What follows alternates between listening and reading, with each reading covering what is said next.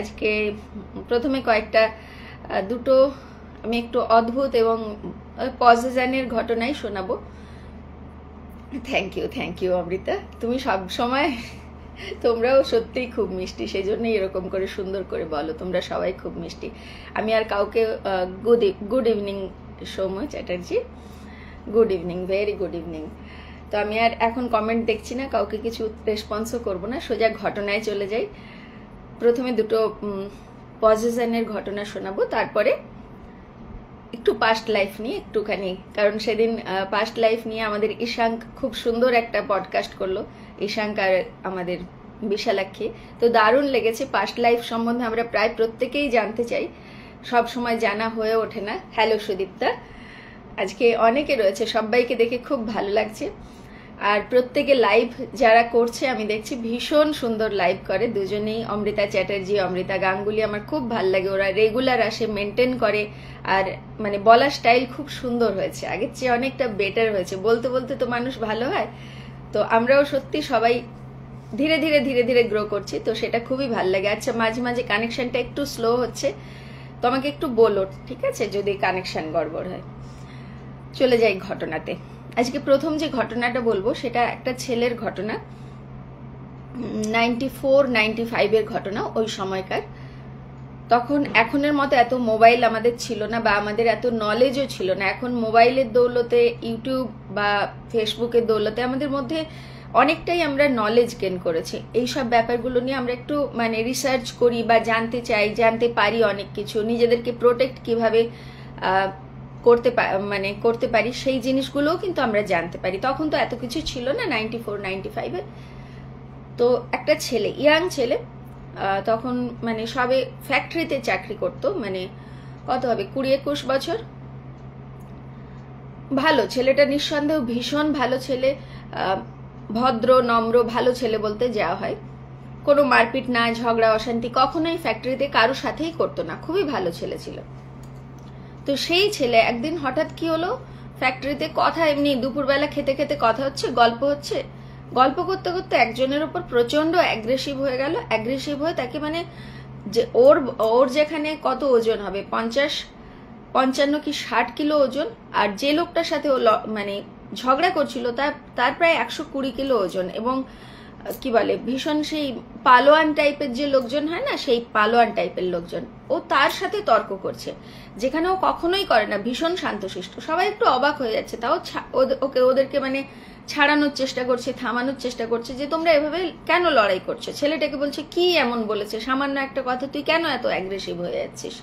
কিন্তু ছেলেটা কোনোভাবেই কোনো কিছুতেই কথা শুনছে না। লাস্টে যেটা হলো, ওই 120 কিলো ওজন, মানে ওর প্রায় ডবল ওজনের একটা মানুষকে জাস্ট ধরে, মানে সেই গলা ধরে, এরকম ঘাড়টা ধরে যে উঠিয়ে দেওয়া বলে না, ঠিক সেইভাবে ধরে উঠিয়ে দিয়ে বলছে, আর করবি আমার সাথে, ছুঁড়ে ফেলবো, দেখবি এক্ষুনি শেষ করে দেবো, একেবারে শেষ করে দেবো। এরা না সবাই তখন ভয় পেয়ে গেছে, ভীষণ ভয় পেয়ে গেছে, যে কি হলো, একটা সাধারণ ব্যাপার নিয়ে এত বড় ঘটনা, তারপরে তার মধ্যেই মানে একটা সাধারণ রোগা প্যাটকা ছেলে, সে এরকম ভাবে একটা লোককে কি করে তুলতে পারলো, মানে পালোয়ান ওর সাথে শক্তিতে পারছে না। এইটা হলো। তারপরে যাই হোক, আস্তে আস্তে ব্যাপারটা থামিয়ে দেওয়া হলো। কিন্তু এরপরে কি হলো, ওর থেকে সবাই একটু মানে ডিস্টেন্স মেনটেন করে চলতো, ওর সাথে কেউ তর্ক বিতর্কে যেত না। আর কথায় কথায় মানে প্রচন্ড অ্যাবিউজিভ ল্যাঙ্গুয়েজ, যেটা গালাগালি, বিভিন্ন ধরনের গালাগালি দেওয়া। যে ছেলে ওরকম ছিলই না, সেই ছেলে এরকম হয়ে গেল। বাড়ি থেকেও ওর মানে মোটামুটি আশেপাশে যারা থাকে তারা সব তাদের মানে মায়ের সাথে যখন কথা বলছে, ওর মা বলছে হ্যাঁ ও বাড়িতেও এরকম করছে, ভীষণভাবে মানে যে জিনিস ও আগে কখনো করতো না, রাগারাগি করা, মানে ছুঁড়ে ফেলে দেওয়া, কোনো কিছু সামান্য জিনিস হলে ছুঁড়ে ফেলে দেওয়া, খেতে খেতে উঠে যাওয়া, ছুঁড়ে ফেলে দিল ভাতের থালা। কিন্তু আগে ওই ছেলে এরকম ছিল না, জানি না কি হয়েছে। এই করতে করতে করতে করতে একজন মানে কি বলে, এগুলো তো গ্রামে তো আগেও ছিল, এখনো আছে, আমরা বুঝতেই পারি যে একটুখানি নেগেটিভ মানে আমরা একটুখানি মানে কোনো একটা ভুতুড়ে কারবার কিছু একটা চলছে, যেটা বা কেউ কিছু করেছে, এগুলো আমরা চালান করেছে যেটাকে বলে, তো কিছু একটা হয়েছে। তো ওরা একজন তান্ত্রিকের কাছে গেলেন, ওর মা বাবা, মাই গেলেন বিশেষত। তো মা যেতে, তারপরে সেই তান্ত্রিক মানে বললেন ঠিক আছে ছেলেকে নিয়ে এসো, কিন্তু ছেলেকে বললো ছেলেকে আনা যাবে না, ছেলের যা সিচুয়েশন ওকে আনা সম্ভবই না, কোনোভাবেই সম্ভব না। তখন ওই তান্ত্রিক বললো দেখো ওকে যদি না নিয়ে আসতে পারো তাহলে আমি একটা মন্ত্র বলে দেবো, সেই মন্ত্রটা তোমরা মানে 11 দিন কন্টিনিউ চ্যান্ট করতে হবে। ওই মন্ত্রটা প্রতিদিন চ্যান্ট করবে এবং মানে যেটা জল পড়া আমরা যেটা বলি, একটা মন্ত্র দিয়ে জলটাকে অভিমন্ত্রিত করা হয় যেটাকে বলা হয়। তো একটা জল মানে এমনি কোনো জল উনি দেননি, উনি বললেন তুমি যে খাওয়ার জলটা ছেলেকে দেবে সেটা তুমি এই মন্ত্রটা 11 বার চ্যান্ট করে মানে 11 বার উচ্চারণ করে রিপিট করে তারপরে ওই জলটা ছেলেটাকে খাওয়াবে প্রতিদিন, সকালে হোক সন্ধ্যায় হোক। ও খেতে চাইবে না, জোর করে হলেও ওকে মানে কয়েক ফোঁটাও যদি ওর মুখে যাও তাহলেও চলবে। এটা কিন্তু 11 দিন ধরে করতে হবে এবং নিয়ম মেনে মানে এই প্রতিদিন জলটা খাওয়াতে হবে আর এই মন্ত্রটা তোমাকে প্রতিদিন করতে হবে। মিনিমাম 28 বার বা 56 বার এরকম একটা কাউন্টিং দিল কিছু একটা, বা 108 বার করতে পারলে খুব ভালো। তো এরকম ভাবে ওনার মাকে বলে দিল, ওনার মা এসে সেইভাবেই করলো স্বাভাবিক। ছেলে কিছুতেই জল খাবে না, কোনোভাবেই করবে না। তো এরপরে কি হলো, তনুদি তুমি না সত্যি কথা কি বলবো, গুড ইভিনিং তনুদি। তো এরপরে যাই হোক ওর মা ওইভাবে করলো 11 দিন পর্যন্ত এবং অদ্ভুত ভাবে ছেলেটা পুরোপুরি সুস্থ হয়ে গেল। মানে আমরা যে বলি না যে সত্যি আগে, এখন আমি জানি না আগে কি হতো, মানুষজন ভীষণ ভালো ছিল আগে, মানে 94 95-এও বদমাস লোকজনও ছিল কিন্তু ভালো মানুষজনও ছিল। আমাদের পাড়াতেও একজন ঠাকুমা ছিলেন, উনিও পয়সা করে কিচ্ছু নিতেন না, সবসময় সবার ভালো করতেন। হ্যালো মহুয়া, শুভ সন্ধ্যা। সবসময় সবার ভালো করতেন, কখনো বেশি পয়সার দিকে ঝুঁকতেন না বা ছোট ছোট কোনো উপায় বলে দিতেন যেগুলিতে কাজ হতো। এবং মন্ত্র এত শক্তিশালী, সত্যি ওতে কাজ হয়। তো 11 দিন পরে ছেলেটার সুস্থ হয়ে গেল, মানে ভালো আছে। তারপরে উনি বললেন যে ছেলেটার সুস্থ হয়েছে, মানে মাকে বললেন যে তাও তুই একবার পারলে ওকে আমার কাছে নিয়ে আসিস, আমি জানি ও সুস্থ হয়ে গেছে, তাও নিয়ে আসিস। এবার ওর মা মানে ভেবেছে যে ঠিক আছে ছেলে যখন সুস্থ হয়ে গেছে আর কিছু অত মানে হয় না, সুস্থ হয়ে গেছে আর কি দরকার যাওয়ার। তো ওর মা নিয়ে যায়নি আর। এবার যেটা হলো আবার কিছুদিন পরে সেম জিনিস, মানে কি হলো, হঠাৎ করে ওরা সন্ধ্যাবেলায় বন্ধু বান্ধবরা মিলে হয় না পাড়ার মোড়ে সবাই মিলে গল্প করছে, কাজ টাজ থেকে এসে সবাই মিলে কথা বলছে। একটা চলন্ত মানে স্পিডে একটা অটো বেরিয়ে যাচ্ছিল, ছেলেটা কি করলো ফট করে ওই চলন্ত অটোটাকে না হাত দিয়ে পুরো থামিয়ে দিল, মানে এমন ভাবে চেপে ধরলো, অত স্পিডে চলছে অটোটা, মানে ব্রেক কষে অটোটা দাঁড়িয়ে গেল। একটা স্পিডে যাওয়া অটো তাকে যদি দাঁড় করানো হয় তো সবাই বলে এটা কি করছিস তুই, ওর কাছে না ওটা খেলা, বলে আরে দেখছিলাম কতটা আমার পাওয়ার আছে, কতটা শক্তি আছে। ওই রোগা প্যাটকা ছেলে আবার ধীরে ধীরে ধীরে ধীরে সেম জিনিস করা শুরু করলো, সেই অ্যাগ্রেশন, সেই চিৎকার চেঁচামেচি, সেই মারপিট, কথায় কথায় সবার সাথে মানে লড়াই করা, এগুলো আবার শুরু হয়ে গেল। ওর মা আবার গেল, তখন উনি বললেন দেখ তোকে আমি আগেই বলেছিলাম, কারণ যেটা যাই হোক একজন মানে কি বলবো, একজন যে যেটা জানে তিনি নিজে যদি সেটা করতেন তাহলে কিন্তু অনেক বেশি স্ট্রং হতো। উনি হতে পারে বেঁধে দিতেন ওকে যাতে আর কেউ কিছু না করতে পারে। আর কি হয়, ভালো যারা হয় তাদের ওপর কিন্তু আমাদের সবার একটা আলাদা নজর থাকে, মানে কারো সংসার খুব স্মুথলি চলছে, ভালো চলছে, কিছু কিছু মানুষ আছে হিংসা করে তাকে নষ্ট করে দেয়, তাদের সংসারটা ধ্বংস করার চেষ্টা করে। এই ছেলেটাও ভীষণ ভালো ছিল, রোজগার করছে, বাবা মাকে দেখছে, তো কোথাও না কোথাও কারো না কারো হিংসা, এবং যেটা মানে বেশিরভাগ ক্ষেত্রে হয় মানে রিলেটিভরাই বেশি ক্ষতিটা করে, কিন্তু কখনো কাকু কাকিমা, কখনো পিসি, এরকম মানে রিলেটিভরাই আমাদের কিন্তু সবচেয়ে বেশি ক্ষতি করে বাইরের লোকের থেকে। পাড়া প্রতিবেশী করে অনেক সময়, আমি বলছি না করে না, বাট রিলেটিভরাও করে। এই ছেলেটার ক্ষেত্রেও তাই হয়েছিল। এর মা যা বলেছেন, ওই তান্ত্রিক যা বলেছিলেন ওর মা তাই করেছিল, কিন্তু তান্ত্রিকের করা আর মায়ের করা দুটো আলাদা। কারণ তান্ত্রিক প্রচন্ড শক্তিশালী এবং তিনি বেঁধে দিতেন ব্যাপারটা, মা সেটা করতে পারেননি। তো তান্ত্রিক বললেন দেখ তোকে আগেই বলেছিলাম তুই আসিসনি, এবার যেটা করেছিলি সেটা তুই কর, যদি কাজ হয় তো ভালো, না হলে কিন্তু আমার কাছে নিয়ে আসতেই হবে, ওকে কোনো না কোনো ভাবে নিয়ে আসতে হবে। এবং কি হয়, যখন কেউ একটা কিছু মানে ওই জাদু টোনা বা ব্ল্যাক ম্যাজিক যেটা করে, প্রথমবারে যেটা করেছিল যখন দেখলো সেটা কেটে গেছে তারপরের বারে কি করে, আরো বেশি শক্তিশালী কিছু একটা করে যাতে আরো মানে আর কাটাতে না পারে, সেই জিনিসটা হয়েছিল। তো তারপরে যথারীতি অনেক চেষ্টা করেছিল ওর মা, হলো না ঠিক। তান্ত্রিকের কাছে নিয়ে আসার চেষ্টা করেছিল, হলো না। কিছুদিন পরে ছেলেটা বাড়ি থেকে উধাও, উধাও মানে উধাও, কোথাও খুঁজে পাওয়া গেল না। ফ্যাক্টরিতে পুলিশে করা হলো, মানে পুলিশে কমপ্লেন করা হলো, সমস্ত কিছু যত ধরনের খোঁজ খবর নেওয়া যায় সব কিছু করলো, কোনোভাবে কোনো তার ট্রেস পাওয়া গেল না। ওর মা বাবা তো অস্থির, আবার এসে ওই তান্ত্রিককে ধরলেন যে আপনি এবার কিছু করুন। ততদিনে প্রায় মানে খোঁজাখুঁজি করতে করতে 1 বছর 1.5 বছর কেটে গেছে অলরেডি। তান্ত্রিক বললেন দেখ, তোদেরকে যখন তোরা কি করিস বলতো, আমরাও এটা করি, কোনো একটা ওষুধ খাচ্ছি, ওষুধের কোর্সটা কমপ্লিট করি না, কিছুটা খেয়ে ভালো হয়ে গেল ছেড়ে দিলাম, কখনো এটা করা উচিত না। পুরো যেটা কোর্স, যদি 3 দিনের কোর্স থাকে 3 দিনেরই কোর্স করা উচিত। তো উনি বলেছিলেন যে তুই করে দিলি ঠিক আছে, কিন্তু আমার কাছে নিয়ে আসবি, তুই নিয়ে আসলি না, আজকে আমি ছেলেটাকে এবার কোথায় খুঁজবো। তান্ত্রিক বললেন ঠিক আছে, তাও আমি চেষ্টা করব। তুই যেহেতু মায়ের একটা আরতি, তো আর যেহেতু উনিও খুব ভালো মানুষ ছিলেন, বলছেন আমি ঠিক আছে, আমাকে একটু সময় দিতে হবে, আমি চেষ্টা করব যদি খোঁজ পাওয়া যায়।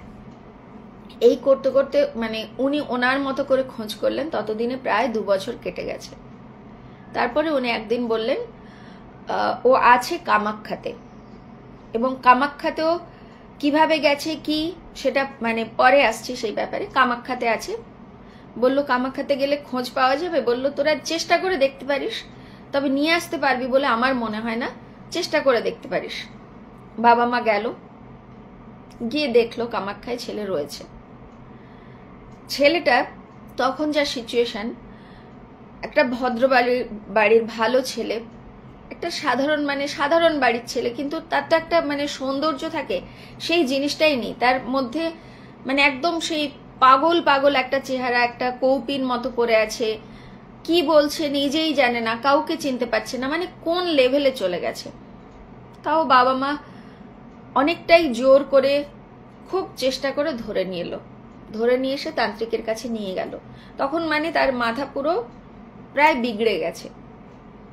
তান্ত্রিকের কাছে নিয়ে গেল, তান্ত্রিক বললেন একে যা করেছে, কামাখ্যায় নিয়ে গিয়ে যা করেছে, এরপরে আর ওকে ফেরানো সম্ভব না। তোরা নিয়ে এসছিস ঠিক আছে, আমার পক্ষে তো সম্ভব না ওকে আর ফেরানো বা স্বাভাবিক একটা জীবন দেওয়া।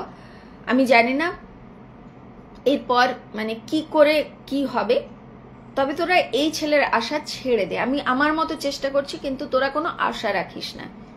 এই করতে করতে প্রায় মানে বাড়িতে ছেলেটাকে প্রায় 1 বছর মানে সেই ঘরে দরজা বন্ধ করে ধরে বেঁধে রাখা হলো।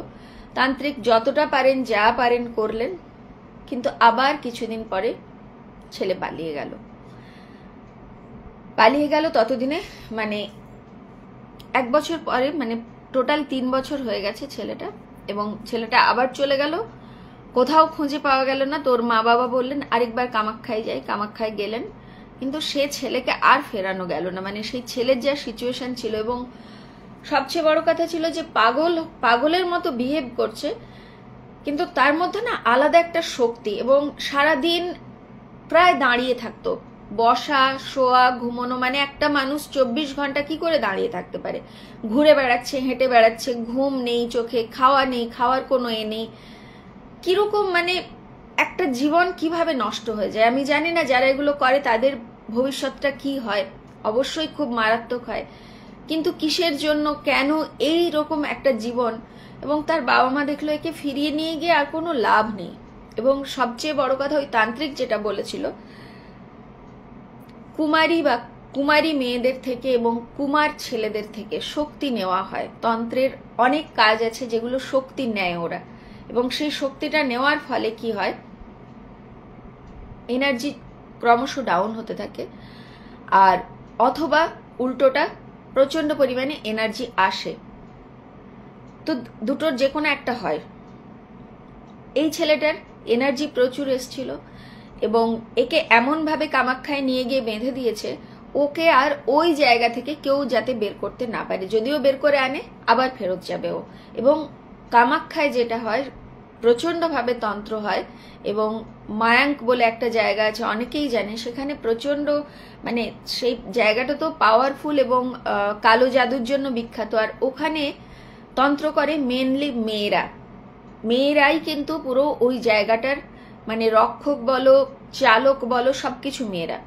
ছেলেদেরকে ওরা পেলে মানে কি বলে, ছেলেদেরকে নিজের মতো করে চালায়। ইভেন শোনা যায় যে ছাগল ভেড়া এগুলোও বানিয়ে রাখে ওদের কথা মতো চালানোর জন্য। এবং ওখানে 5 বছরের একটা মেয়েও এমন মোহিনী বিদ্যা জানে যে চোখে চোখে জাস্ট তাকিয়ে কোনো ছেলেকে বশ করতে পারে। তো জানি না এই ছেলেটার সাথে এক্স্যাক্ট কি হয়েছিল, কে করেছিল, কেন করেছিল। আর আমাদের মধ্যে অনেকেই থাকে আমরা খুব বাজেভাবে গুপ্ত সাধনা করি, তন্ত্র সাধনা করি, লোকজন জানতে পারে না, নিজের বাড়িতেই আমরা করতে থাকি। সেগুলো কিন্তু আরো ডেঞ্জারাস। আর তারা কিন্তু ওই মানে খারাপের জন্যই করে, ভালোর জন্য করে খুব কম লোকজন, যারা লুকিয়ে চুরিয়ে করে। আর আধা অধুরা বিদ্যা সবসময় অর্ধেক জেনে অর্ধেক শুনে করা সবচেয়ে ডেঞ্জারাস। নিজেরও ক্ষতি হতে পারে, ফ্যামিলির ক্ষতি হতে পারে, আশেপাশের লোকজনের তো হতেই পারে। আর এই মজাকে যে ঠিক আছে এইটা একটা শিখেছি, এটা একটু অন্যের উপর একটু প্রয়োগ করে দেখি কি হয়, এটা আরো ডেঞ্জারাস। সাধন পথে সিদ্ধি আসবেই, এগুলো এক একটা সিদ্ধি। এবং পার্টিকুলার কিছু কিছু একদিন প্রিয়দর্শিনী বলছিল কর্ণ পিশাচের সাধনা নিয়ে, কর্ণ পিশাচিনী, কিন্তু যারা করে তাদের লাইফ পুরো রুইন হয়ে যায়। লোভ বড্ড খারাপ জিনিস, লোভ করো না। আর আজকে আমরা যেটা করছি আমাদের ফল কিন্তু সব সময় পরবর্তীতে ভুগতেই হবে। তো এগুলো একটু সবাই, যেটা পাস্ট, একদম অল্প বিদ্যা ভয়ঙ্করী, ঠিক বলেছো সুচরিতা, যে আমরা এই যে পাস্ট লাইফ রিগ্রেশন নিয়ে কথা শুনছিলাম না, তো এগুলো কিন্তু আমাদের প্রতিটা জিনিসের এফেক্ট পড়ে। আমি একজনের কথা শুনছিলাম, পাস্ট লাইফ রিগ্রেশন করা হয়েছিল তার, সে আগের জন্মে মুসলিম ছিল, মুসলিম হয়ে মন্দির ধ্বংস করেছে, প্রচুর মন্দির ধ্বংস করেছে, এবং সেটা প্রায় অনেক মানে 300-400 বছর আগে। এখন যে সে লাইফটা লিড করছে তাতে সে শিব ভক্ত, সে মন্দির ধ্বংস করেছিল আবার সেই আজকে শিব ভক্ত প্রচন্ড পরিমাণে। সে ছিল মুসলিম আগের ওই শরীরটায়, এখন সে হিন্দু। তো এটা তো পজিটিভ দিকে তার চেঞ্জ হয়েছে, নেগেটিভ চেঞ্জও কিন্তু প্রচন্ড হয়। আমি যা করব তারই ফল পাবো। এবং মাঝখানে 300-400 বছর কেটে গেছে, তো কে জানে মাঝখানে তার কতটা স্ট্রাগলের কতগুলো জন্ম কেটেছে, তারপরে সেই জন্মে এসছে এবং শিবজির সাধনা করছে। তো এগুলো প্রত্যেকটা জিনিসের এফেক্ট আছে। এই ছিল আমার প্রথম ঘটনা। আমি একটু এখানে বলবো যে নিজেরা নিজেদেরকে সবসময় একটু প্রোটেক্ট করে রাখার চেষ্টা করবেন। আমি এটা আগেও বলেছি, তন্ত্র থাকবে, খারাপ জিনিস থাকবে, অন্ধকার থাকবে, কিন্তু তার মধ্যে নিজেকে বের করে নিতে হবে। সেটা শুধুমাত্র ভগবানের উপর বিশ্বাস, নিজেদের জপ তপ, যারা দীক্ষিত তারা জপ করবেন, যারা দীক্ষিত না তারা যা কিছু, কেউ আদ্যাস্তোত্র করে, কেউ হনুমান চালিসা করে, বা কোনো একটা মন্ত্র, ওং নমঃ শিবায়ও যদি কেউ কন্টিনিউ বলে, তাতে কিন্তু তার বাড়িরও প্রোটেকশন হয়, তার সন্তানদের, তার স্বামীর, বা যে কোনো ছেলে যদি হয় তার স্ত্রী সন্তানদের প্রোটেকশন কিন্তু হয়, প্রোটেকশনের কাজ করে। এবং এটা আমি শুনেছিলাম যে তুমি যদি এখানে বসে মন্ত্র চান্ট করো, তোমার সন্তান যদি মানে হাজার হাজার কিলোমিটার দূরেও থাকে তাদেরকেও কিন্তু প্রোটেক্ট করে।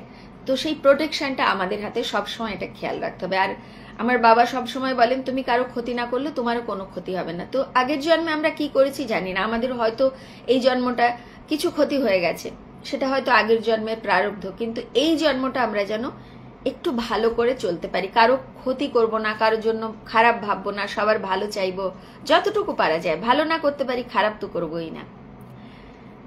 এরপরে চলে যাই দ্বিতীয় ঘটনাটাতে। দ্বিতীয় ঘটনাটাও বড় অদ্ভুত। এটা একটা প্রেগনেন্সির ঘটনা, প্রেগনেন্ট ওমেনের ঘটনা। তার উপরেও এই ধরনেরই পিশাচ, যেটাকে বলা হয়, কেউ পিশাচ চালনা করেছিল। তো এখানে আমাদের মানে আমরা প্রত্যেকটা মানে যারা মা হয়েছি বা আমরা ছোটবেলা থেকে শুনেছি যে প্রেগনেন্ট ওমেনরা যখন বাইরে বেরোয় সব সময় তারা লোহা নিয়ে যেন বেরোয়। আমি বাইরে আসার পরে দেখেছি হিন্দিতে বলে তিল্লি, তিল্লি মানে হচ্ছে ওই ম্যাচ বক্সের ম্যাচিস, যেটা দিয়ে কাঠিটা যেটা দিয়ে আগুনটা জ্বালানো হয়, ওই কাঠিটা ওরা সাথে রাখে। লোহা রাখো, কাঠি রাখো, ওই বারুদ সহ কাঠিটা সাথে রাখে, তাতে নেগেটিভ এনার্জি আসে না। কারণ কি হয়, আমরা যখন প্রেগনেন্ট থাকি আমাদের তখন অরাটা ভীষণ উইক হয়ে যায়, ওই জন্য যে কোনো কিছু হাওয়া লাগা বা কেউ কিছু করলে খুব তাড়াতাড়ি এফেক্ট করে। কোনো ব্যাপার না তাপসীদি, জাস্ট একটা ঘটনা বলেছি, এরপরের ঘটনাটা বলছি, তুমি পরে শুনে নিও। হ্যাঁ, থ্যাংক ইউ মহুয়া। তো কি হয়, যখন ওই অরা আমাদের যে কোনো অরা, যখন আমরা যখন ছোট বাচ্চাদের যেমন খুব তাড়াতাড়ি হাওয়া লাগে, কারণ ওদের অরাটা ভীষণ উইক হয়। প্রেগনেন্সির ক্ষেত্রেও কিন্তু তাই। তো এই মহিলা প্রেগনেন্ট ছিলেন এবং আমাদের বলা হয় না যে সন্ধ্যাবেলা চুল খুলে বাইরে বেরিও না, চুল খুলে ঘুরে বেরিও না। ও প্রেগনেন্ট হলে আরো বেশি রেস্ট্রিকশন করা হয়, গ্রহণের সময় ছুরি দিয়ে কিছু কেটো না, এরকম অনেক কিছু, টুকরো টুকরো অনেক ছোট ছোট রেস্ট্রিকশন মা ঠাকুমারা সবসময় বলে দেন, মা ঠাকুমা দিদিমা এইগুলো করবি না, এইগুলো নিজেকে একটু সতর্ক রাখবি, ঘরে একটু ধূপ ধুনো দেওয়া, এগুলো করতে বলা হয়। তো ওই মেয়েটার বাড়িতেও যেরকম মানে সাধারণ বাড়ি চলছে ওইভাবে। তো শাশুড়ি মা সবসময় বলতেন, দেখো বৌমা এলো চুলে বেরিও না। তো মেয়েটা না মানে কি হয়, দেখ এদের যত সবসময় অনেকের হয় না খুব সুন্দর চুল, সেই জন্য চুলগুলোকে খুলে রাখতে ভালোবাসে, ও ওরকম খোলা চুলে এদিক ওদিক টুকটাক কাজ করছে, বেশ এলো চুলটা ওর ভালো লাগতো, তো অতটা কেয়ার করেনি। এবার কি হলো, এমনি নর্মাল যেরকম চলছে, ডাক্তার বলছে সবকিছুই নর্মাল রয়েছে, সবই ঠিক আছে, কিন্তু মেয়েটার বিহেভিয়ারে ধীরে ধীরে চেঞ্জ আসা শুরু হলো। এবার প্রথম না ছোট ছোট এত ছোট ছোট চেঞ্জ হয়, আমরা কেউ বুঝতে পারি না যে কি হচ্ছে না হচ্ছে। কখনো মানে নিজের ঘরে দরজা বন্ধ করে চুপচাপ বসে রয়েছে। তো এবার কি হয়, ওর মানে শাশুড়ি মা ভাবছে বা হাজবেন্ড ভাবছে যে হতেই পারে শরীরটা হয়তো ভালো নেই, প্রেগনেন্সি তো সেই জন্য দরজা বন্ধ করে বসে আছে, ডাকছে, কখনো সাড়া দিচ্ছে কখনো সাড়া দিচ্ছে না, মানে একটা যেন আপন ভোলা। তো ওকে জিজ্ঞেস করছে তোমার কি হয়েছে, মানে ওর যেন মানে কি বলে সংসারের দিকে মন নেই, একটা উদাসীন একটা ভাব। ঠিক আছে, হলে হলো, না হলে না হলো। ওর মানে স্নান করার কোনো সময় নেই, কখনো সকালে স্নান করছে কখনো সন্ধ্যায় স্নান করছে। এবার কি হয়, প্রেগনেন্ট হলে শাশুড়িরা বা কেউই চায় না যে বৌমার সাথে অশান্তি করতে, কারণ সন্তানের ওপর প্রভাব পড়বে, কেউই অশান্তি করতে চায় না বলে ঠিক আছে ছেড়ে দিয়েছে। শাশুড়ি মাও অতটা মানে কেউ ভাবেইনি যে কোনো কিছু হয়েছে। ঠিক আছে, এই করতে করতে তার মানে ডেলিভারির সময় চলে এলো। তো ডেলিভারি পেন হয়েছে, হসপিটালে নিয়ে গেছে, ভর্তি করেছে। এবার কি হলো, ডাক্তার দেখছে সবকিছুই ঠিক আছে, ও হঠাৎ করে রাত্রেবেলা হসপিটাল থেকে বাড়ি চলে এসছে। এবার ওখানে জানি না কিভাবে কি হয়েছে, রাত্রেবেলা কিভাবে বেরিয়ে এসছে কেউ জানে না। সকালবেলায় যখন ওর রুমের মানে ও যে রুমটায় ছিল, ওর হাজবেন্ড কোনো কারণে সেদিন মানে স্ত্রী বাড়িতে ছিল না, সেই জন্য স্বাভাবিক সে হয়তো অন্য কোথাও শুয়েছে বা কিছু। তো সকালবেলা সে দরজা খুলে ওর হাজবেন্ড দেখে অবাক, পুরো ঘরে রক্ত মানে বিভৎসভাবে।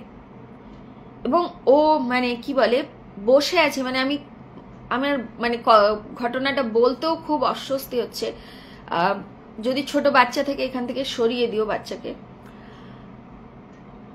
পুরো একদম ব্লাড চতুর্দিকে, মাঝখানে ও বসে আছে, এলো চুল, সদ্যজাত ছোট্ট বাচ্চাটাকে নিয়ে তাকে কামড়ে কামড়ে খাচ্ছে।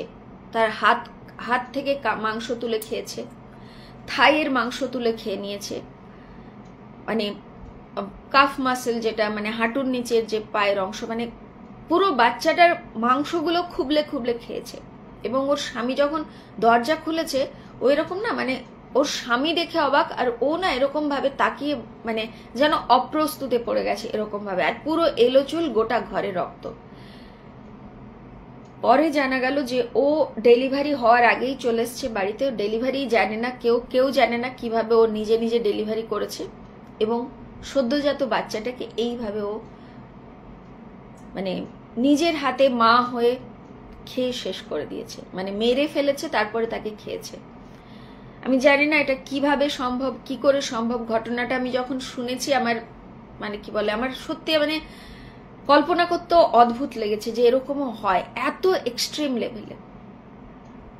তারপরে যাই হোক, মানে সবাই তো বুঝে গেল যে এর মধ্যে মানে খুবই মানে কোনো নেগেটিভ বিশাল বড় কোনো কিছু কাজ করেছে, তারপর ওর শাশুড়ি মা স্বামী চতুর্দিকে গিয়ে খোঁজ নিয়ে জানা গেল যে ওর ওপর পিশাচ ক্রিয়া করা হয়েছিল।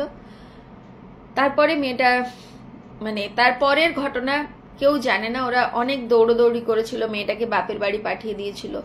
তারপরে মেয়েটা যে কেমন আছে বা কি আছে সে ঘটনা জানা নেই, আমার জানা নেই, কিন্তু এইরকম ঘটনাটা ঘটেছিল।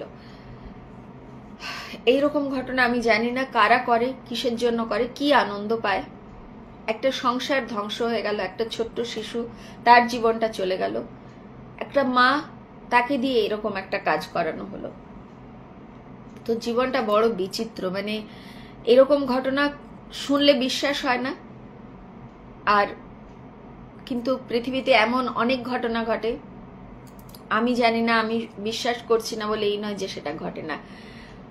তো এখানেও সে আবার একটাই কথা ঘুরে ফিরে যেটা বললাম, নিজেকে সব সময় প্রোটেক্ট করে রাখার চেষ্টা করো। সে ভূত হোক, পিশাচ হোক, কেউ যেন ধারে পাশে আসতে না পারে, সে চেষ্টা কিন্তু আমাদের নিজেদের হাতে। অন্য কেউ কিছু করলেই যে সব সময় আমার উপর এফেক্ট করবে তা হয় না। আমার যদি মানে আমি ওই যেমন কি বলে বর্ম পরে থাকা, গুলি করলেও আমাদের ছাতিতে গুলি লাগলেও গুলিটা ফেরত চলে যায়, সেই জিনিসটা যেন আমাদের অরাটাকে আমরা যেন সেইভাবে প্রোটেক্ট করে রাখতে পারি। তো এই হচ্ছে আমার দ্বিতীয় ঘটনা। আমার পুয়োর কানেকশন দেখাচ্ছে, কারণ আজকে আমি যেখানে বসেছি ওয়াইফাইটা এত দূর পর্যন্ত দরজা বন্ধ করে বসেছি, মাঝে মাঝে একটু পুয়োর কানেকশন হয়, সেজন্য সবার কাছে ক্ষমা চেয়ে নিচ্ছি আমি। বিশাল কি বলছে এটা কোথায় হয়েছিল, এটা ওয়েস্ট বেঙ্গলেই হয়েছিল, আমি আর জায়গাটার নাম বলছি না, কলকাতাতেই, কলকাতার আশেপাশে, কলকাতা বলবো না, যেমন দিল্লি এনসিআর হয় সেরকম কলকাতার আশেপাশেরই জায়গা এটা। এবং যে এরিয়া সেখানটায় মুসলিম এরিয়া, আমি বলছি না যে হিন্দু মুসলিম পার্টিকুলার কোনো জাতির ব্যাপারে আমি বলছি না, হিন্দুদের মধ্যেও অনেক খারাপ আছে, আবার মুসলিমদের মধ্যেও অনেক খারাপ আছে মানুষ। শহর না গ্রাম, এটা আধা শহর আধা গ্রাম, স্মল টাউন, ঠিক আছে, এটা বলে দিলাম। তো মানুষ মানুষের ওপর যে হিংসায় কত কিছু করতে পারে সেটা যারা নিজেদের জীবন দিয়ে অনুভব করেছে তারা জানে। আমার নিজের জীবনে আমার মাকে নিয়ে আমি মানে মায়ের ওপরে কিছু করা হয়েছিল পাড়ার লোকজন, সেটা নিয়ে আমি দেখেছি ছোটবেলা থেকে। মায়ের দীক্ষা ছিল, সেই জন্য বিশাল বড় কিছু ক্ষতি করতে পারেনি, কিন্তু ঘটনা ঘটেছে এবং এগুলো ঘটে। আমরা যদি পজিটিভ এনার্জি থাকে সবসময় জানতে হবে নেগেটিভ এনার্জিও কিন্তু থাকে, আর প্রোটেকশনটা সবসময় নিজেদের হাতে। এখানে গেলাম ওখানে গেলাম, সেটা এই যে বলা হয় মানে ছোট ছোট জিনিস, ঘরে ধূপ ধুনো দেওয়া, প্রতিদিন সন্ধ্যায় না হোক সপ্তাহে 2 দিন 3 দিন ধুনো দেওয়া, তারপরে গঙ্গা জল সবসময় ওপরের দিকে ছেটানো উচিত, কারণ বলে না ওপরে মাকড়সার জাল, ঘরের ভেতরে এগুলো জমতে দেওয়া উচিত না। গঙ্গা জলটা আমি তো জানতাম না, আমি জানতাম ঘরের ভেতরে ছড়াতে হয়, ভেতরে ছড়াবে, পারলে দেওয়ালে, সবচেয়ে ভালো হয় ওপরের দিকে ছেটালে, কারণ এনার্জিগুলো আমাদের ওপর থেকেই আসে, সেই জন্য ওপরের দিকে জল ছেটানো, গঙ্গা জল প্রতিদিন, এগুলো যদি কেউ করে তাহলে কিন্তু ঘরে মানে নেগেটিভ কোনো এনার্জি আসতে পারে না। আর আমাদের ওপর যদি কেউ কিছু করে থাকে সেগুলোও কিন্তু আস্তে আস্তে কেটে যায়। অবশ্যই সব সময় হ্যাঁ কলকাতা, আর এই জিনিসটা বিশালাক্ষী কলকাতাতে হয়েছিল তোমার বন্ধুর সঙ্গে, আর আমি দেখেছি ওয়েস্ট বেঙ্গলে, আমি জানি না এখন এখানে দিল্লিতেও হয়েছে, হয় মানে আমি যতটা শুনেছি একটা পশ এরিয়া, আমি দিল্লির সেখানটায় আমার এক বান্ধবী থাকতো, সে বলছিল যে ইন্দ্রাণী এই নয় যে ওয়েস্ট বেঙ্গলেই হয়, দিল্লিতেও এগুলো করে। খারাপ ভালো সব জায়গাতেই আছে, কিন্তু কি হয় ওয়েস্ট বেঙ্গলের মানুষরা বেশি একটু, আমি যতটা দেখেছি একটু বেশি, আমি জানি না এটা এই কমেন্টটা করা ঠিক কিনা, কেউ আমি ক্ষমা চেয়ে নিচ্ছি সত্যি কথা, কিন্তু হ্যাঁ রোজ কর্পূর জ্বালানো সকাল সন্ধ্যায় এগুলো কিন্তু ভীষণ পজিটিভ এনার্জি দেয়। আর একটু আমরা যদি নিজেদেরকে একটু কি বলবো, একটু যদি ভয় থাকে না, ধর্ম বলে ধরে রাখা, ধর্ম মানে এই নয় কোনো একটা বিশাল পুজো পাঠ, তা নয়, আমি নিজে কি করছি, আমি কেন অন্যের ক্ষতি করব বিনা কারণে, আমার ভালোর জন্য আমি অন্যের ক্ষতি করে কি কি আনন্দটা পাবো, আমি তো সেটাই বুঝি না। এই অন্যের ক্ষতি করার টেন্ডেন্সিটা, সেইটা যদি আমি নিজের মন থেকে ছেড়ে দিতে পারি তাহলেই কিন্তু অনেক, আমরা প্রত্যেকেই কিন্তু তাহলে ভালো হয়ে যাব। অন্যের ক্ষতি করে আমার ভালো কখনো হয় না। হ্যাঁ, লোবানও খুব ভালো, এনার্জি চেঞ্জ করে হোমের। লোবান এখানে লোকজন খুব ইউজ করে, আমাদের ওখানে ওয়েস্ট বেঙ্গল আমি দেখলাম এবারে গিয়ে লোবান পাওয়া যায়। লোবানের এরকম একটা মানে যেরকম ধুনো হয় সেই ধরনের লোবানও পাওয়া যায়। তো এগুলো একটুখানি সবাই আমরা যদি করি আমরা কিন্তু খুব ভালো থাকবো। এই ছিল আমার দুটো ঘটনা। দ্বিতীয় ঘটনাটা খুবই ভয়ঙ্কর, মানে আমার খুব ভয়ঙ্কর লেগেছে, এরকম যে কেউ করতে পারে সেটা আমি ভাবতেও পারি না। তো এরপরে চলে যাব আরেকটা পাস্ট লাইফ রিগ্রেশন নিয়ে আমার ভীষণ ইন্টারেস্টিং লাগে। আমরা সবাই জানতে চাই যে আমরা আগের জন্মে কি ছিলাম। ইভেন মানে আমার যাদের মানে আমি শুনেছি, মানে আমার এটা ইন্টারেস্ট খুব, আমি শুনেছি যাদের নাম্বার 9 হয় তারা ওল্ড সোল হয়, ভীষণ পুরনো কোনো সোল, মানে অনেকবার পৃথিবীতে এসছে গেছে। এবং নাম্বার 9 অনেকেরই বার্থ নাম্বার 9 থাকে। তো নাম্বার 9 কিন্তু যেহেতু অনেক ওল্ড সোল, তাদের ক্ষেত্রে এই কি বলবো স্পিরিচুয়ালিজমের দিকে একটু ঝোঁক থাকে, কারণ বারবার ওই একই জিনিসে অভিনয় করতে করতে সবাই ক্লান্ত হয়ে যাই না আমরা। পৃথিবীতে আসছি যাচ্ছি, হ্যালো শুভায়ন, নমস্কার। হ্যাঁ, সবারই আমাদের এটা খুব, আমি তো বলছি বিশালাক্ষীকে যে আবার ঈশানকে নিয়ে এসো, আমরা আরো একটু শুনি ওর কাছ থেকে। আর ও তো পাস্ট লাইফ রিগ্রেশন, ও যখন মানে থেরাপিস্ট হয়েছে, ও নিশ্চয়ই ভবিষ্যতে অনেকের করবে পাস্ট লাইফ। তো আশা করি ভবিষ্যতে আমরা আরো অনেক ঘটনা পাবো পাস্ট লাইফের।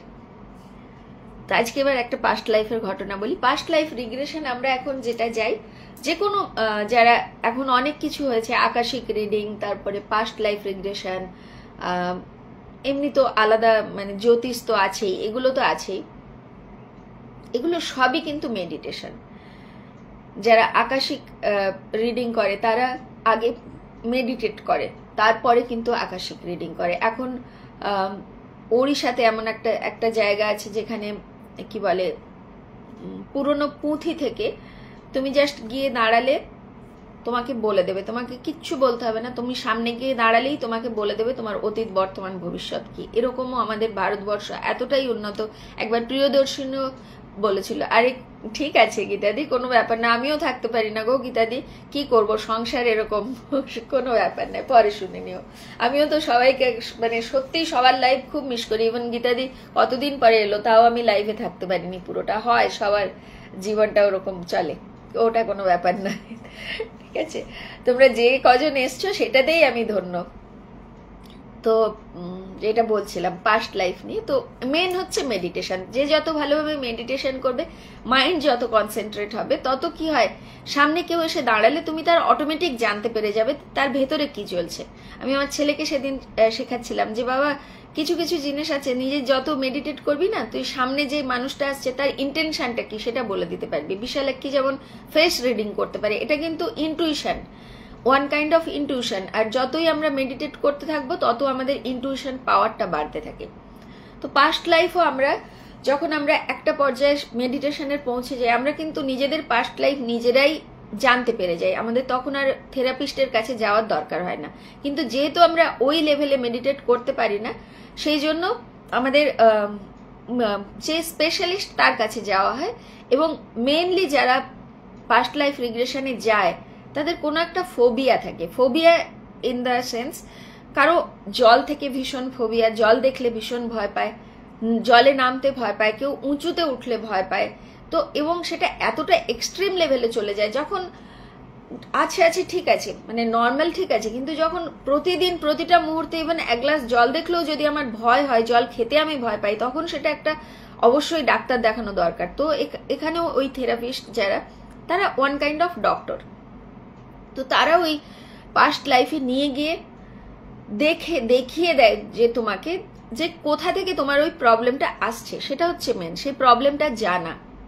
মেন তো রুট কজ, ডাক্তাররা যেটা করে সবসময় তোমার রুট কজটা খুঁজে বার করে, বিশেষ করে হোমিওপ্যাথি বা আয়ুর্বেদিক ডক্টররা রুট কজটা কি, কিসের জন্য হচ্ছে, সেটা যদি তুমি ওই রুট কজের ওপরে কাজ করো তাহলে কিন্তু শর্ট আউট হয়ে যায়। পাস্ট লাইফে আমি সেদিন শুনছিলাম একজনের ঘটনা, বলছে পাস্ট লাইফ রিগ্রেশনের দ্বারা একজনের ক্যান্সার ভালো হয়ে গেছে, লিভার ক্যান্সার ছিল। লিভার আমি ইউটিউবেই শুনেছি, তো এটা আমি জানি না এ হতে পারে কিনা, আমি জাস্ট ঘটনার কথাতেই বলছি, সেটা হিন্দিতে ছিল, আমি বাংলায় বলছি, সেটাও আমি বলে দিলাম। কি হয়েছিল, সে একটা জন্মে সোলজার ছিল। এবার সোলজার যখন ছিল তখন তার পেটে গুলি লেগে সে মারা গিয়েছিল। গুলিটা লেগেছিল তার লিভারে। এবার এই জন্মে তার হয়েছে লিভার ক্যান্সার। আমি এটা বলছি না যে সবার ক্ষেত্রে তা হয়, প্রত্যেকের আলাদা আলাদা রিজন অবশ্যই। লিভার ক্যান্সার হয়েছে, ডাক্তার বলে দিয়েছে 4th স্টেজ।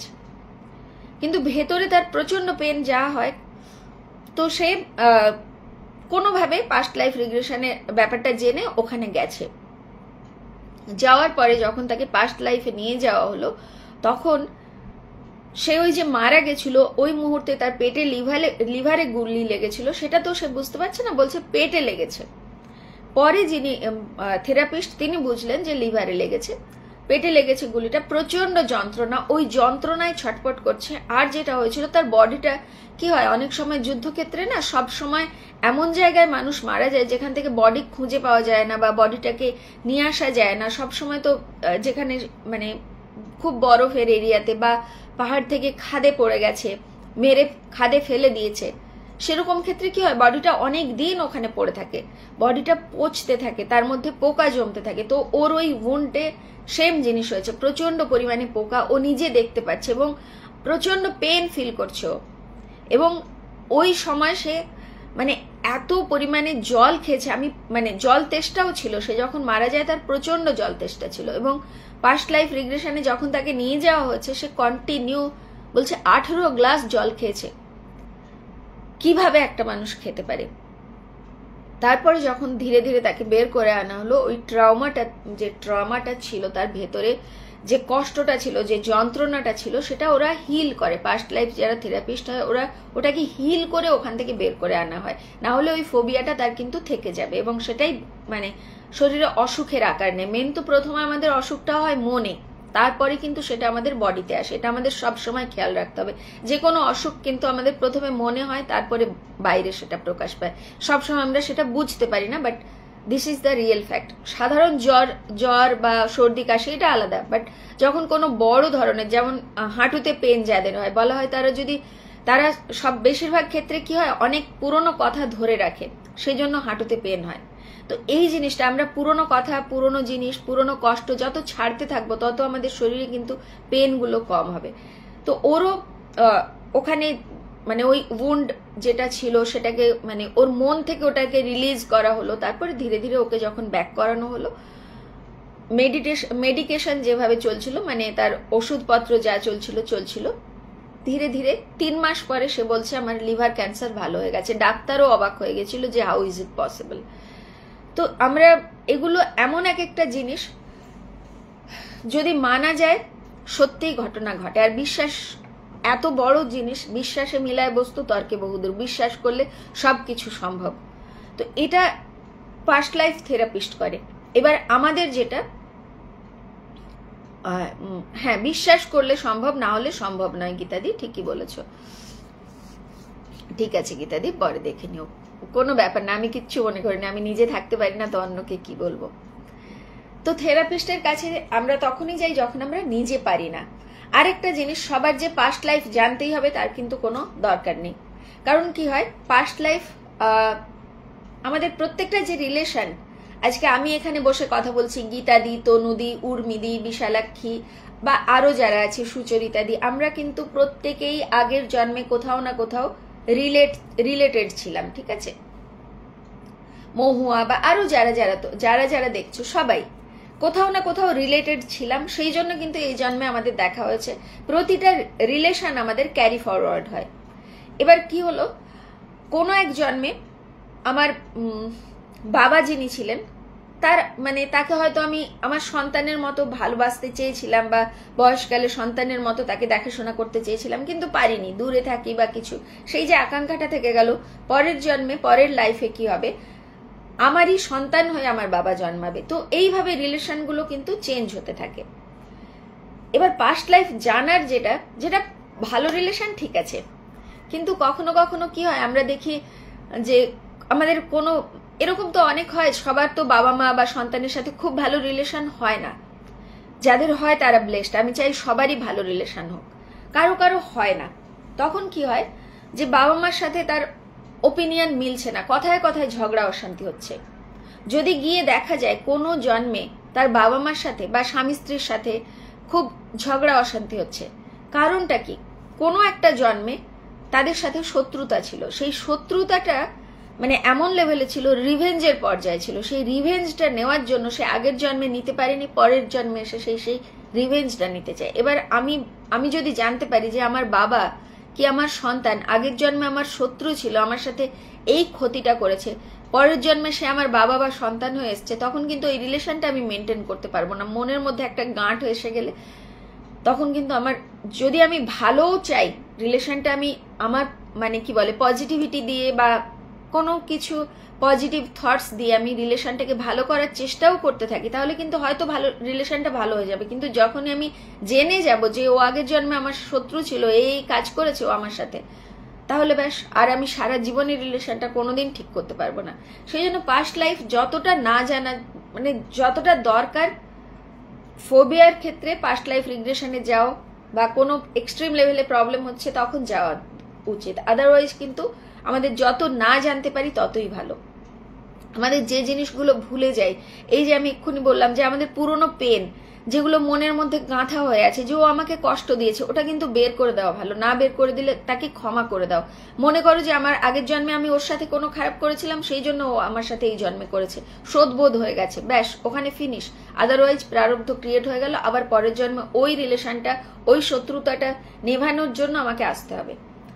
এই জিনিসগুলো কিন্তু আমাদের সবসময় খেয়াল রাখতে হবে। আর মেডিটেশনের একটা পর্যায়ে নিজেরা নিজেদেরকে যদি পৌঁছে দিই, আমার কাছে অটোমেটিক আগের জন্মের যতটুকু জানা দরকার সেই জন্মগুলো আমি আমার চোখের সামনে দেখতে পাবো। এটা আমাদের অনেক মহাপুরুষদের জীবনী আমরা যখন পড়ি, আমরা কিন্তু দেখতে পাই যে তারা তাদের পাস্ট লাইফটা জানেন, তারা তাদের পাস্ট লাইফটা ব্যাপারে পুরোটাই মানে যতগুলো জন্ম জানা দরকার তারা কিন্তু জেনে গেছেন।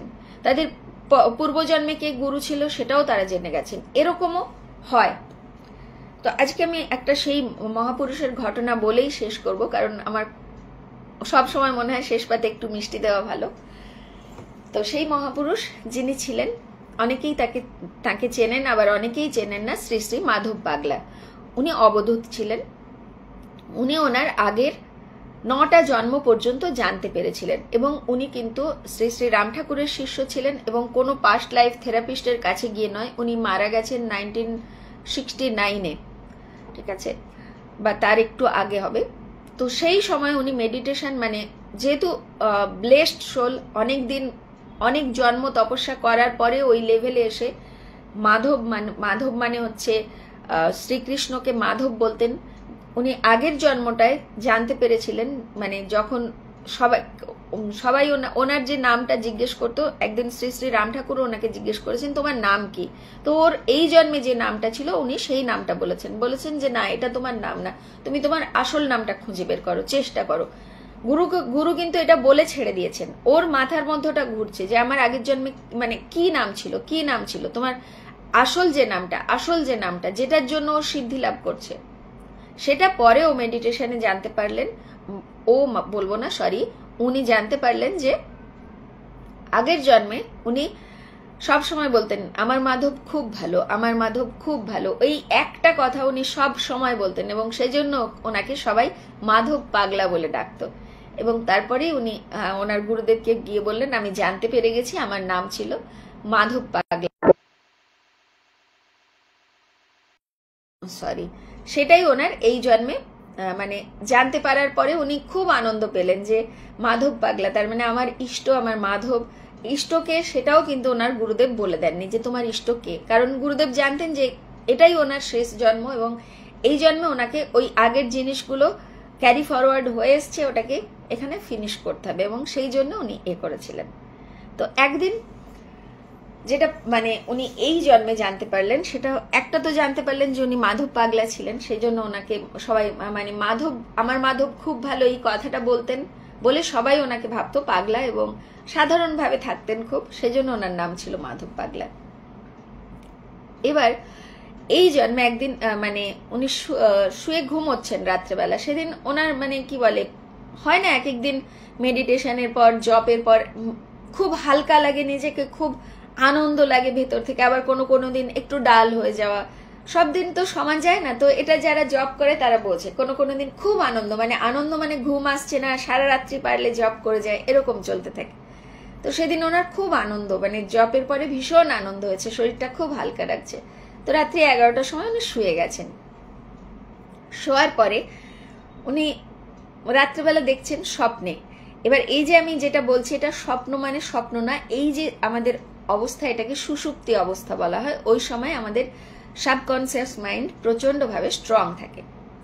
তো এটা যারা একটু জানেন তারা জানেন সুষুপ্তি অবস্থা। আদারওয়াইজ আমরা ভাবি স্বপ্ন, কিন্তু না, কিছু কিছু জিনিস আমরা সবসময় স্বপ্ন দেখি না। স্বপ্ন মানে এমন জিনিস যেটা আমরা দেখলাম ভুলে গেলাম, 5-7 মিনিট পরে সকালবেলা উঠে আমরা ভুলে যাই, সেটা স্বপ্ন।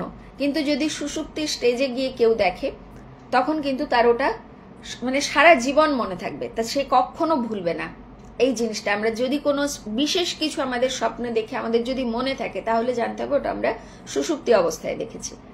তো উনি দেখছেন একটা ছোট্ট বাচ্চা, 4-5 বছরের একটা বাচ্চা ছেলে, কালো কোলো,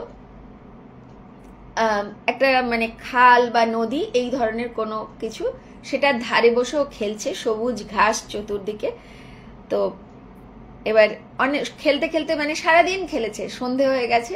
সেই সময় একজন নারী এলেন, মাথায় সিঁদুরের টিপ, কপালে সিঁদুরের বড় একটা, মাথায় সিঁদুর পরা, কপালে সিঁদুরের টিপ, মাথায় ঘোমটা, দেখতে মানে কালোর মধ্যে সুন্দর। এবং উনি সেটা রিলেট করছেন যে এই মহিলাকে আমি কোথায় দেখেছি। তখন ওনার মনে পড়ছে না। তো তারপরে সেই মহিলা ওনাকে হাত ধরে নিয়ে বলছেন, চল বাবা এবার ঘরে চল। তারপরে ঘরে যাওয়ার সময় ওই নদীটা পার হয়ে ঘরে যেতে হচ্ছে। নদীটায় বেশি জল নেই, 1 হাঁটু জল। তো হাঁটতে হাঁটতে নিয়ে যাচ্ছে, নদীর কাঁকড়গুলো পায়ে ফুটছে, উনি সেই পেনটাও ফিল করছেন, পায়ে ফুটছে, আর ও খুব কষ্ট হচ্ছে। এবং তখন বলছে, মাধব আর কতদিন এই কষ্ট? তখন মাধব বলছেন, আমি তোর সাথে আছি, মানে এটা উনি সুষুপ্ত অবস্থাতেই দেখছেন, আমি তোর সাথে আছি, আর কয়েকটা জন্ম এই কষ্টটা কর, তারপর তুই আমার সাথেই থাকবি, আমার কাছেই থাকবি। তো এটা এই কষ্ট মানে পায়ে কাঁকড় ফুটছে সেটা নয়, জীবনের কষ্ট উনি বোঝাতে চেয়েছেন এখানে। যাই হোক, তো তারপরে ঘরে নিয়ে গেলেন। ঘরে নিয়ে গিয়ে ওনাকে খুব সুন্দর করে মা যেভাবে বাচ্চাকে পরিষ্কার করে দেয়, পরিষ্কার করে হাত পা ধুয়ে স্নান টান করিয়ে গামছা দিয়ে মুছে, আঁচল দিয়ে মুছে, ছেলেকে কোলে নিয়ে বাবার কাছে নিয়ে গিয়ে বসালেন। এবার যে বাবার কাছে নিয়ে গিয়ে বসিয়েছেন, সেই বাবাকেও ওনার খুব চেনা লাগছে, যে একে তো চিনি আমি। এবং চারধারে মানে স্যাঁকড়া বাড়ি, সেটা বোঝা যাচ্ছে যে সোনার জিনিসপত্র তৈরি হয়, ওই যে আগুন থাকে, কুপি থাকে, সেই কুপি দেখা যাচ্ছে, সোনার জিনিস যার উপর রাখা হয়, মোটামুটি স্যাঁকড়ার যে রুম হয় সেই রুম। তারপরে উনি তখন রিয়েলাইজ করছেন, ওই মানে স্বপ্নের মধ্যেই উনি ভাবছেন, আচ্ছা ইনি তো পুরো যদুবাবুর মতো দেখতে, আর যদুবাবু হচ্ছেন এই জন্মে ওনার বন্ধু, আর ওই যে ভদ্রমহিলা উনি যদুবাবুর স্ত্রীর মতো দেখতে। এবং উনি সন্ধ্যেবেলা মানে ওই 5 বছরের বাচ্চা বাবা মাকে প্রণাম করছেন সন্ধ্যেবেলা ঘরে ঢুকে। মানে এগুলো তো সংস্কার আমাদের, প্রণাম করছেন এবং পা দুটো দেখছেন পুরো বিশেষভাবে, মানে একদম মনে করে দেখেছেন, মানে খুব খুঁটিয়ে দেখা বলে না, সেই খুঁটিয়ে দেখেছেন। তো উনি বুঝতে পারলেন যে এটা যদুবাবু এবং যদুবাবুর স্ত্রী। স্বপ্ন, রাত্রে শুয়েছেন 11টার সময়, ঘুম ভেঙেছে, মানে স্বপ্নটা শেষ হলো 12টা বাজে, তখন উনি মানে ঘুমটা ভাঙলো, ঘুম ভেঙেই উনি দৌড়েছেন। এবং ইন দ্য মিন টাইম উনি ওনাদের বাড়িতেই ছিলেন ওই সময়, কিছুদিনের জন্য বন্ধুর বাড়িতে এসে আছেন। তো বন্ধু আর বন্ধুর স্ত্রী ওপরে শুয়েছে, জোরে জোরে ডাকছে, তোমরা এক্ষুনি নেমে এসো। ওরা তো ভয় পেয়ে গেছে, কি হলো এত রাত্রি 12টা বাজে এরকম ভাবে ডাকছো কেন? তো উনি যখন ওনারা নেমে এলেন, উনি প্রথমেই দুজনকেই প্রণাম করলেন। এবং যদুবাবু যিনি, উনি একটু ছোট বয়সে, উনি যদি ছোট নাও হন, ওনার স্ত্রী তো ছোটই, খুবই ছোট, মানে হয় না আগেকার দিনে একটু তো বয়সের ডিফারেন্স থাকতো হাজব্যান্ড ওয়াইফে। তো ওনার স্ত্রী খুব মানে লজ্জা পেয়েছেন, বলছে তুমি এটা কি করছো, কেন তুমি আমাকে প্রণাম করছো?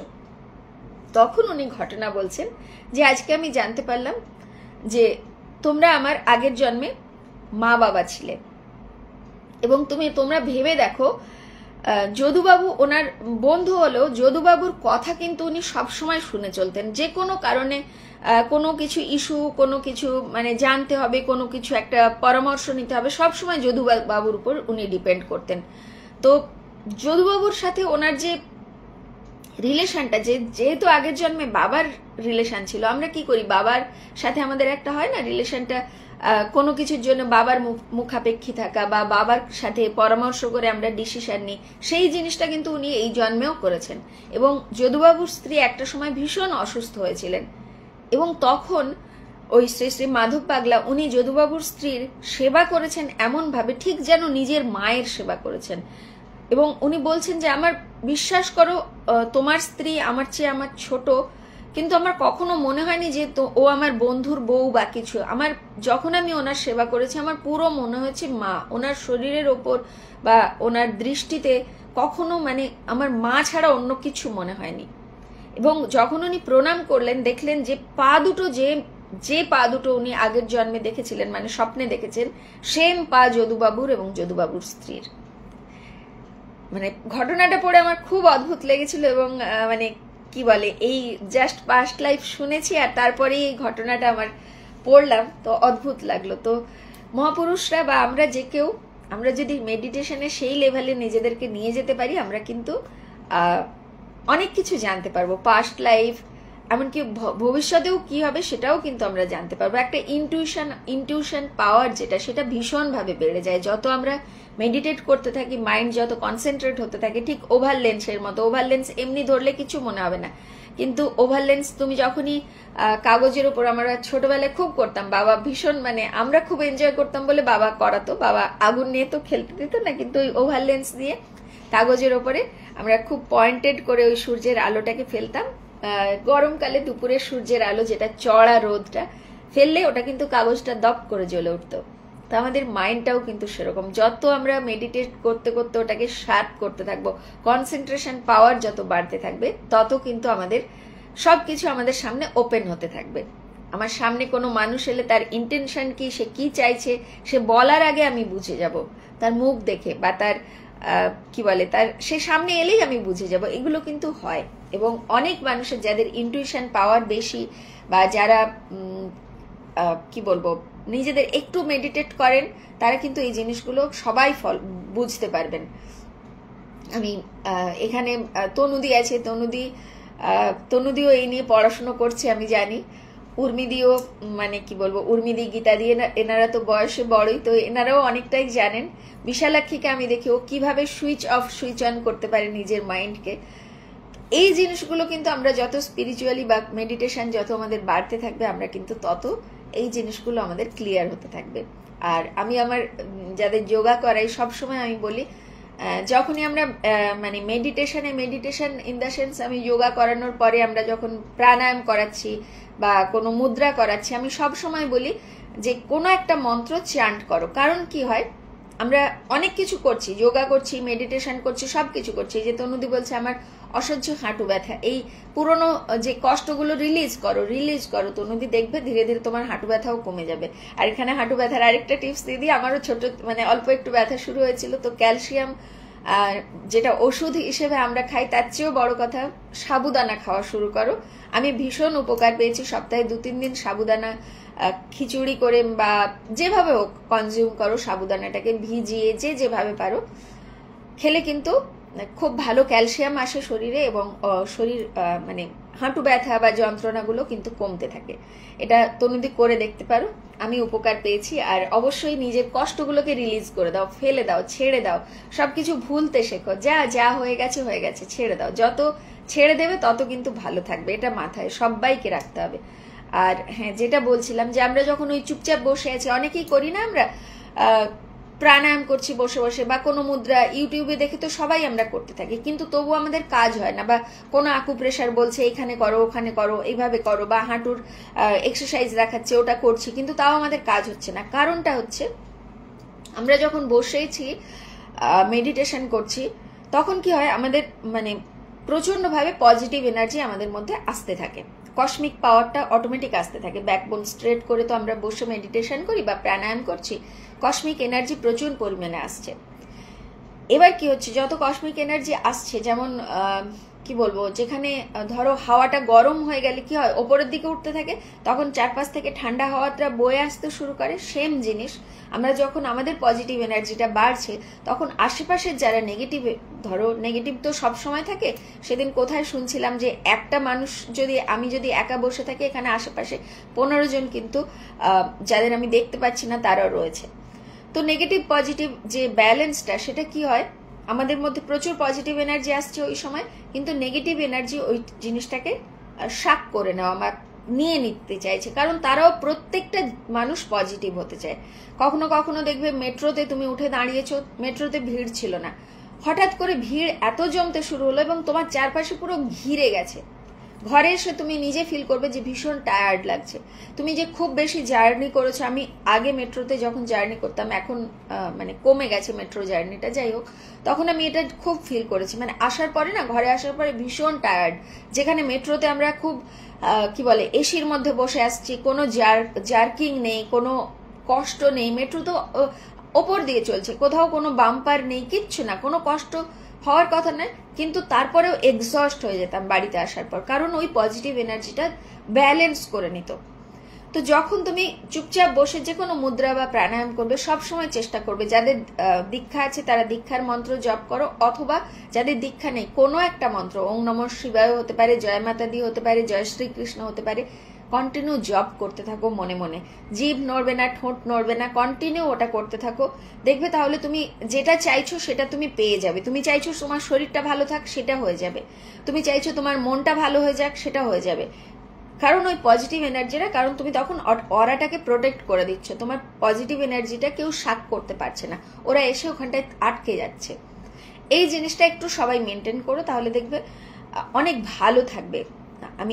আমি নিজে যতটুকু জানি, যতটুকু করি বা করাই, সেইটুকুই আমি সবাইকে বললাম। আশা করি তোমাদের ভালো লাগলো। আজকের লাইভটা এই পর্যন্তই রাখবো। সবাই ভালো থেকো, সুস্থ থেকো। ঈশাঙ্ক আবার আসবে, ঈশাঙ্কের লাইভ আমরা সবাই আবার নিশ্চয়ই এনজয় করব। আর গীতাদি, তনুদি, উর্মিদি, সবাইকে আমি বলবো, অমৃতা গাঙ্গুলি, অমৃতা চ্যাটার্জি তো আসছেই, কন্টিনিউ আসলি তোমরাও কিন্তু এসো। আমিও যেমন বলছি, আমি প্রতিদিন আসতে পারি না, মানে প্রতি সপ্তাহে বা রেগুলার আমি আসতে পারি না, সেজন্য সত্যি আমি সবার কাছে ক্ষমা চেয়ে নিচ্ছি বারবার। আমি চাই আসতে, কিন্তু হয়ে ওঠে না।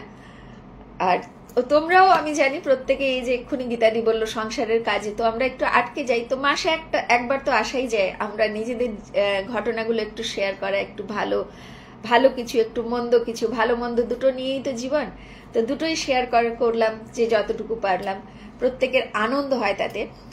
ফেসবুকে সবাইকে অসংখ্য ধন্যবাদ, যারা পরে দেখবে তাদেরকে ধন্যবাদ, তাদেরকে সবাইকে অনুরোধ করব তোমরা নিজেরা এসে লাইভ করতে চাইলে করো, ঘটনা পাঠাতে চাইলে পাঠাও, এনজয় করো জীবনটাকে, কিছু কথা বলে, কিছু কথা শুনে। আর ইউটিউবের যারা দর্শক, তাদের প্রত্যেককে অনেক ধন্যবাদ লাইভ শোনার জন্য, এবং ফেসবুকে এখন যারা শুনছে, ভবিষ্যতে যারা শুনবে, ইউটিউবেও যারা শুনবে, তাদের সবাইকে ধন্যবাদ অনেক। আর সবাইকে বলবো যে আসার চেষ্টা করো, আমাদের গ্রুপ জয়েন করো, আমাদের ইউটিউব চ্যানেলটাকে সাবস্ক্রাইব করো, নিজেদের গল্প পাঠাও, নিজেদের ঘটনা পাঠাও, যে যতটুকু পারি আমরা আমাদের এই বন্ধুত্বটাকে মেনটেন করব। আমরা আমাদের দিক থেকে আমরা আমাদের মতো করে চেষ্টা করব যতটুকু দেওয়া যায় ভালো কিছু। আর আপনারাও আপনাদের দিক থেকে শুনবেন, কমেন্ট করবেন, যদি কোথাও ভুল ত্রুটি থাকে অবশ্যই বলবেন কমেন্ট করে যে এটা আমরা ভুল ত্রুটি রয়েছে, বা কিছু কোন জিনিস শুনতে চাইছেন, কিসের ওপরে শুনতে চাইছেন, সেগুলোও একটু বললে আমাদের সুবিধা হয়, তাহলে আমরা সেইভাবে আমাদের লাইভগুলো সাজাবো। ঠিক আছে, সবাই ভালো থাকবেন, সুস্থ থাকবেন, আনন্দে থাকবেন। আর আশা করি তাড়াতাড়ি বর্ষা চলে আসবে, তো সেই আশাতেই গরমটা এনজয় করে নিন একটু কিছুদিন। সবাই ভালো থাকবেন। আজ এই পর্যন্তই, নমস্কার, সবাইকে ধন্যবাদ, শুভরাত্রি। Please subscribe to our channel Hana Tales. Comment, share, like, and don't forget to hit the notification bell for more videos.